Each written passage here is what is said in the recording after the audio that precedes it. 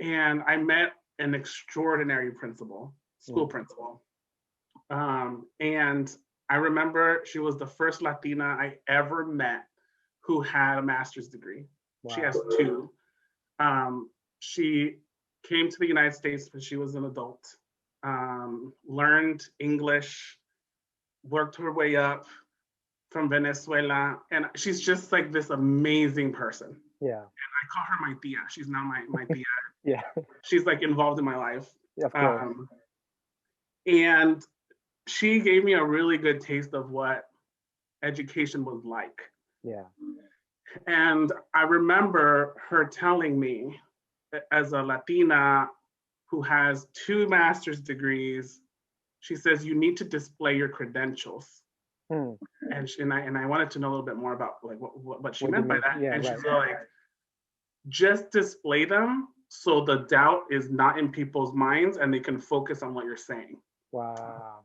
And that was like the first time I was like, wait, what? Like, I wouldn't even doubt her. She was Yeah. this like amazing person to me, but it was the reality. That was her reality. Right. And so she was always focused on what's best for kids, what's best for kids. And she's like, our Black and brown students, like, they need better. Hmm. We're not giving them what they need. And so that really encouraged me, like, well, why aren't there teachers that look like them? Right. And that got me really angry. And so I was like, okay, I want to be a principal like you. I just want to be a principal. And she said, well, you have to be a teacher first. Hmm. And I said, well, I don't want to be a teacher. I just want to be a principal. I want to do what you do. You're like this amazing person. I want to be like you, right? Yeah. And then she's like, no, you have to be a principal.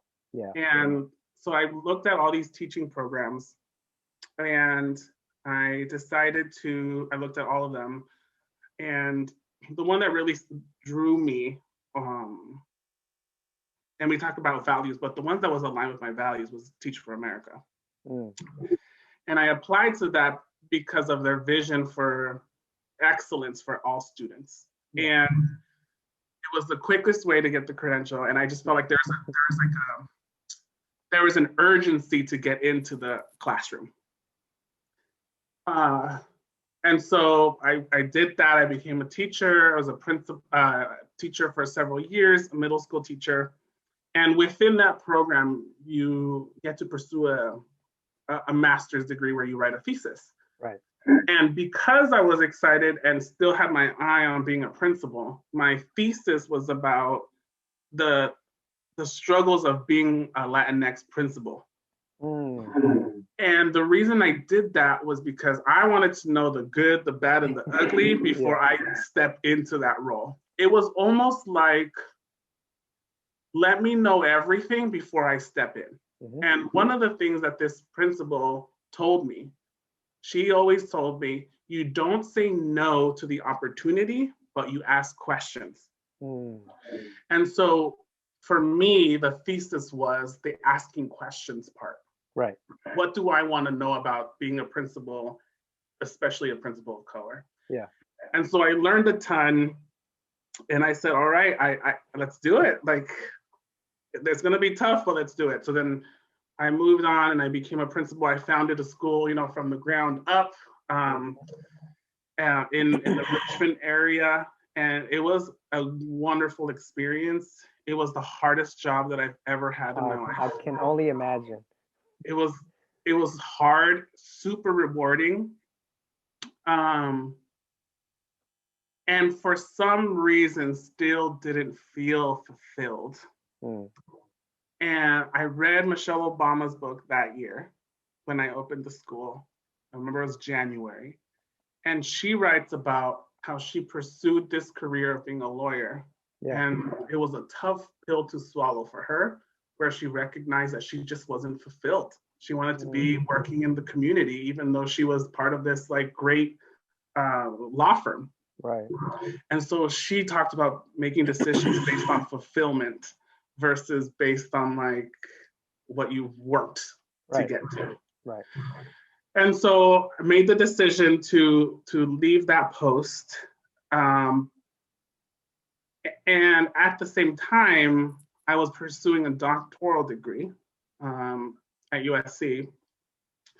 And the goal there was, it was organizational change and leadership.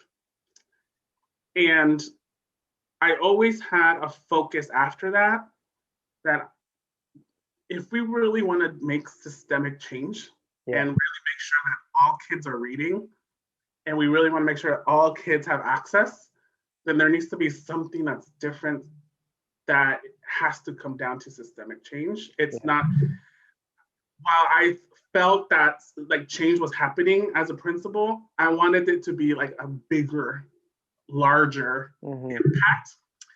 And it needed to happen at an organizational wide level. Of course.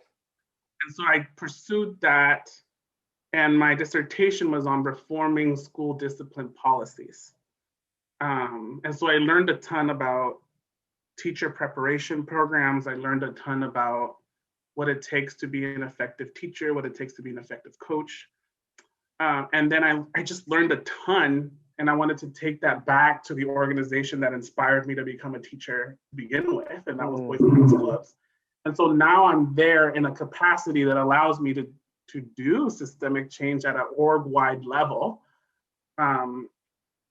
And that's why I pursued it. I think and this is helping me reflect, the goal really was, how do I maximize impact? Yes.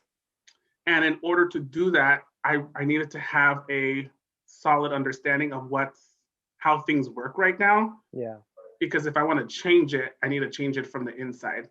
But I need to know first why it works the way it works. And I thought that pursuing a degree in organizational change would allow me to figure that out.